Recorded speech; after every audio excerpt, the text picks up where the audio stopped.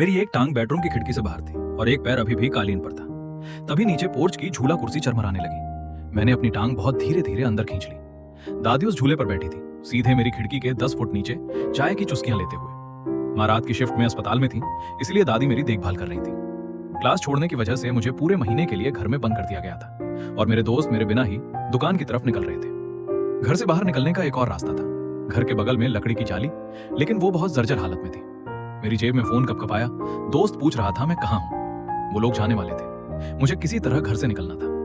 मैं पैर की उंगलियों के बल चलते हुए हॉल पार करके बाथरूम में गया और दरवाजा अंदर से बंद कर लिया। खिड़की को इंच इंच करके ऊपर खिसकाया ताकि चरमराहट ना हो और बाहर झांका। जाली सीधे खाली बगल वाले आंगन तक जाती थी। इस कोण से पोर्च दिखाई नहीं दे रहा था। मैं खिड़की की चौखट पर चढ़ा और घर की तरफ मुंह करके पलटा।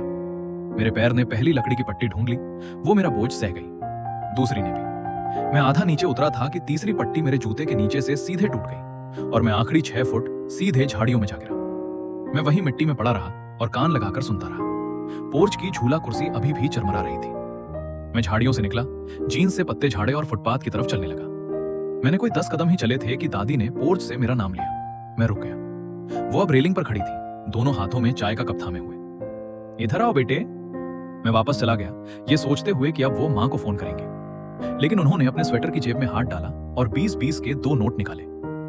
वहां कैब से जाओ और कैब से ही वापस आना, अंधेरे में पैदल घर मत आना। मैं उस पैसे को देखता रहा। मैं भी 16 साल की उम्र में इसी खिड़की से निकली थी। वो वापस झूले पर बैठ गई। माँ 6 बजे आएगी, 5 बजे तक घर पहुंच जाना और अगली बार मुख्य दरवाजे से आना।